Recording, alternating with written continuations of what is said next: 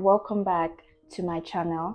Today's video is a very special video and I just want to take you guys through the next phase of the Divine Feminine Energy journey. I am going to be sharing with you guys how to activate your Divine Feminine Energy in 2023.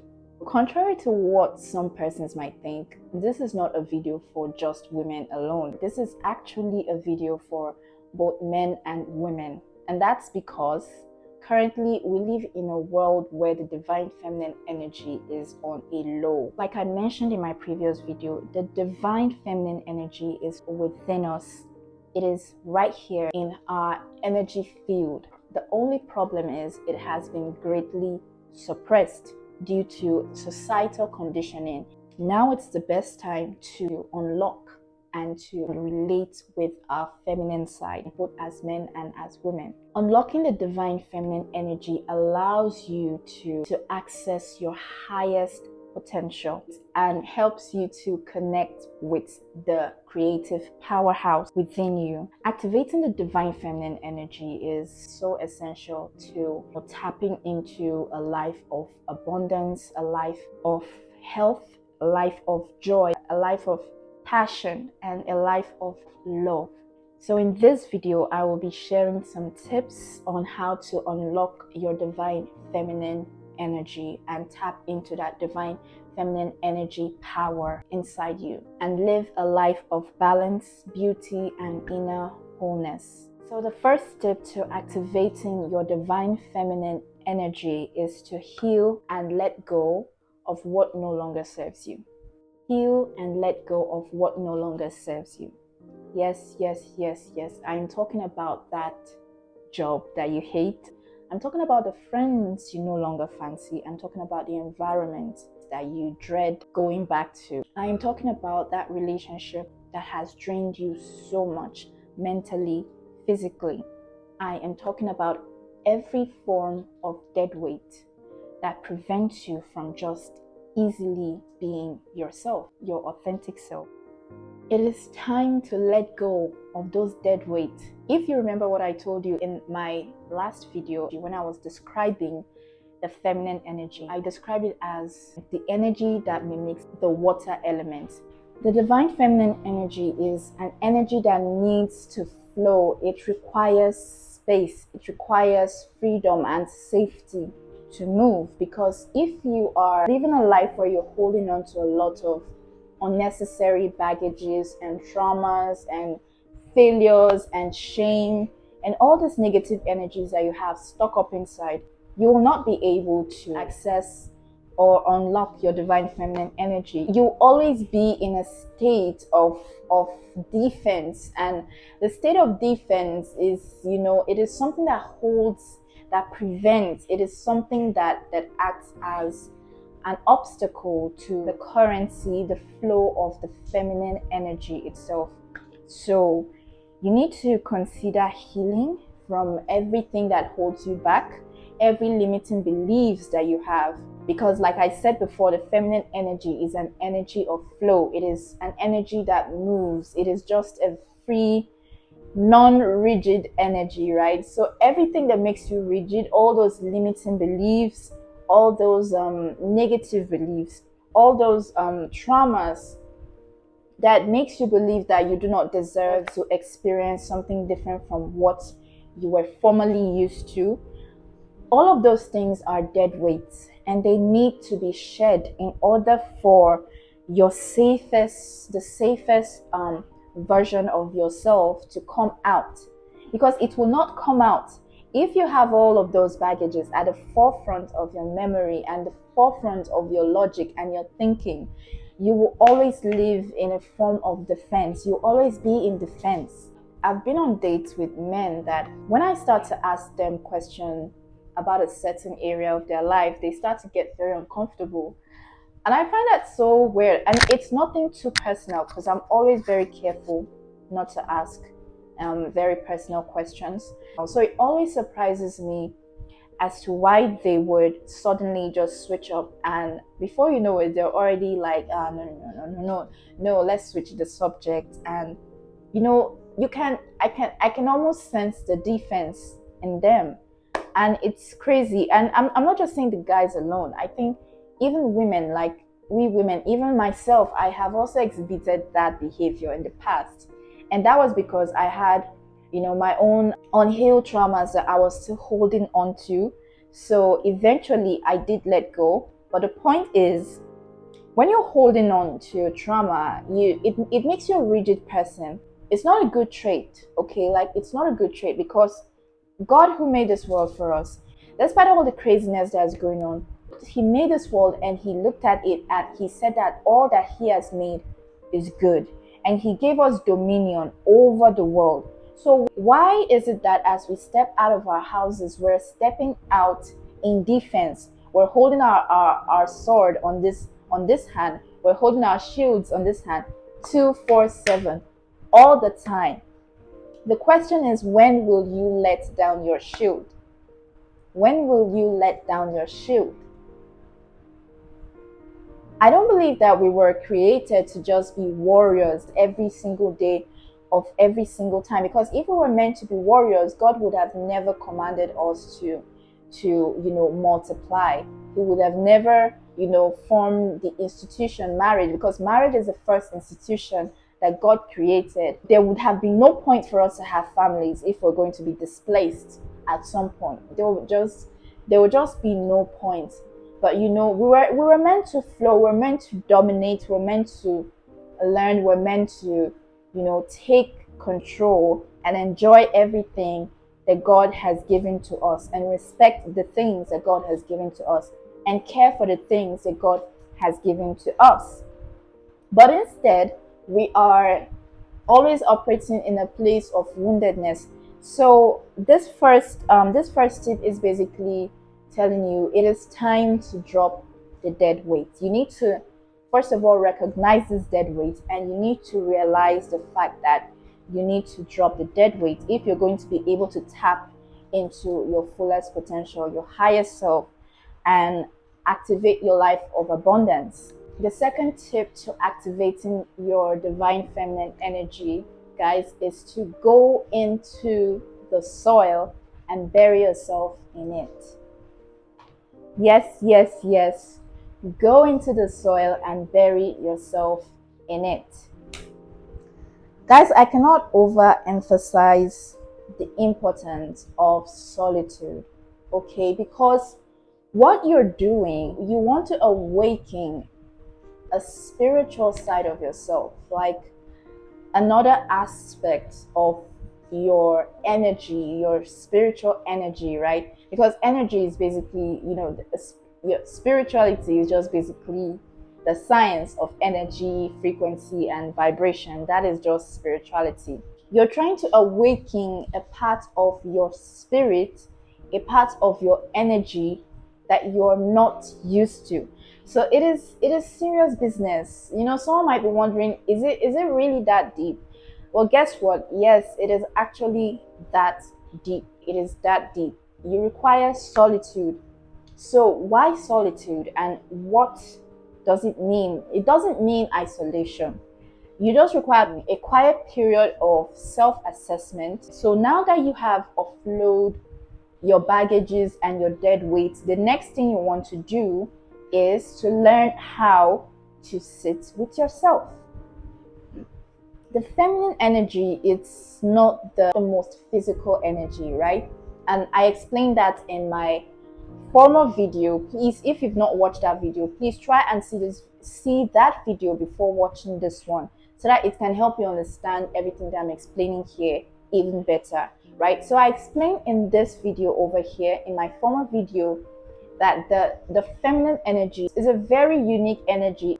In my own personal opinion, right, I see the feminine energy as that energy that acts as the transporter, or like the middleman that stands in between the physical and the non-physical realm of existence. And I believe that it is also the reason why women can give birth. It is also the reason why women are the one who give birth, because they are the one who predominantly hold the feminine energy. So they have like that unique portal inside of them that kind of links the physical world to the non-physical world. So you are trying to tap into that energy. It means, and it requires you to somehow find a level of, quietness where you shut down all the noise of this physical realm. Because as you shut down the noise of this physical realm, the communications of the spiritual realm begins to become more louder. Like you begin to hear them more clearly. And I say you begin to hear them more clearly, not that you now start to hear them. I say that because, I believe that this existence is it is a dual world, right? So the non-physical realm and the physical realm, they are existing at the same time. Basically, what it means is it is two dimensions that collapses into one existence. But because we mostly dwell on the physical side, we often forget that there is also a non-physical side. So now you want to tap into that energy that allows you to be more conscious of the other side, right? It requires you to practice a form of quietness, a form of meditation, and and that requires solitude. If you are a religious person, right, like you spend time reading the word of God, when you're studying the Bible, that is a time that requires quietness for you, because this is not you just studying some words in a book, but you are interacting with a frequency of divinity. So in order for you to hear the message that each word is carrying, the message that each word wants to deliver to you, because the word of God is a living word, it requires solitude. So the same way you're trying to tap into your feminine energy, your feminine side, it requires solitude. So in this phase of solitude, what you want to do is to think about the kind of person you want to be. Think about the kind of woman you want to be. Think about the kind of man you want to be. So for the men, right, you're trying to awaken your more sensitive side. So think about what that man is like, and that is the best phase to visualize that man and who he is and how he talks and how he walks. So you want to hold that vision. You want to have that vision in you, and you also want to learn to meditate on that vision very religiously, so that it is easier to attract or like bring out that vision and you become it, basically. So all of that requires a level of quietness. One more thing is you also need to learn to understand that the state of solitude is the state of intentionality. So as you are creating the vision of the kind of woman that you want to be, the feminine energy archetype that you want to embody, this is a state where you put intentionality into it. That is why I said it requires you to visit this vision a couple of times, because it is very hard to become something that you do not think about. So it's something that you need to meditate on. I also see it as a form of like a reprogramming to your mind, which is highly required, because like I said before, the fact that majority of us are in this state of masculine energy, it is not by our will. It is not our default setting. And that is the main reason why it shows, and that is a fact that reveals that we should, try and consciously make an effort to revert back into our divine feminine energy. So the next tip to activating your divine feminine energy is to live every day in seduction mode. Okay, so what I mean by seduction mode, now we know the kind of person we want to become. We have a good vision of that person. Now it is all about attracting that person. And how do we attract the person? Well, I know a lot of people who do not believe in the law of attraction will think, oh no, that's silly, like you can't really attract anything. Well, it is not. It is more like a concept. It is more like a method of thinking, right? It is a quick method of thinking that helps people to become like someone that they want to become. So there's nothing bad about attracting, right? So the reason why I said live every day in seduction mode, so seduction is a form of attracting. So now we know the kind of person we want to become. And now our mission is to live every day in such a manner that the person that we want to become approves. So we want to live, we want to behave, we want to think like the person that we want to become. So that's basically what it means to live in seduction mode. You don't want to chase after the person that you want to become. You don't want to do too much. So all you just have to do is, it's just like that saying when people say, what would Jesus do? What would Jesus do? So when you're trying to attract a godly life, when you're trying to become a proper righteous Christian, it requires you to often review or see things the way Jesus would. It's supposed to be your default, but then because of environmental conditioning and just the way environment is designed, you require a constant renewal of your spirit. You require a constant review of your set of beliefs. If you're just someone who goes by just living life, you're just doing and doing and doing, and you don't really have moments where you step back and think and meditate and assess yourself, analyze your life and where you are spiritually, mentally, and otherwise, in years' time you would look at yourself in the mirror and you won't even recognize yourself anymore. When you go into solitude, it is the phase where you review and you revisit your vision. So now that you've revisited your vision, right, you now have to live intentionally in a manner that is attractive to the persona or the person that you want to become. So in this case, the feminine woman you want to become. So the feminine woman you want to become, when you're now faced with normal life situation, such as perhaps someone is screaming at you, or like someone is trying to start a fight with you in a public area or even in private, and they're talking and raising their voice at you, the former you would want to also raise your voice. But now in this scenario, you have to think, okay, what would a divine feminine version of myself do in this situation? She's definitely not going to raise her voice. So she would just stay quiet and listen to what this person has to say before responding or before reacting to what is going on. So that is basically what it entails. Ask yourself, like, okay, this decision I'm about to make, how would this person that I want to become make that decision? So that is something that you have to be very intentional about. So it basically has to do with the law of attraction. So I call it seduction. So let that person you want to become, let that person be the object of your desire. The same way you would set out to pursue a lady that you like, or pursue a job position that you're interested in. You don't just go and demand. You prepare yourself for that job. Let's say, for instance, you are at a senior managerial position and you're trying to get to the position of the CEO, or like the top, highest rank. You're trying to move above your rank.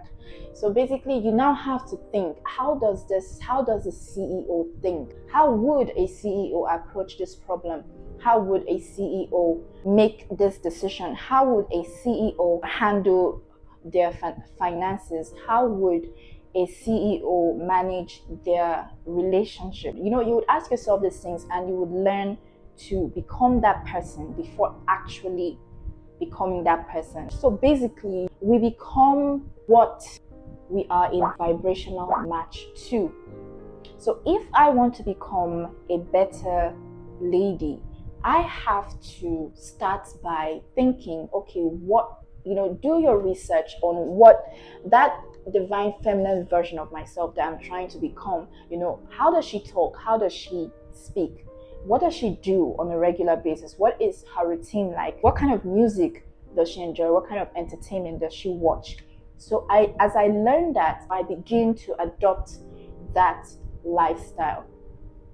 And it is in the course of doing that religiously to a point where you can now independently flow in that energy without thinking about it. That is the point where you now become that person. You attract the person that you are a vibrational match to. And that is a fact. If you're someone in your wounded feminine energy, you always attract friends like that. The key action here in this phase is to learn and learn and learn how this person behaves. So learn and continuously execute until you get to a stage where you have become that person.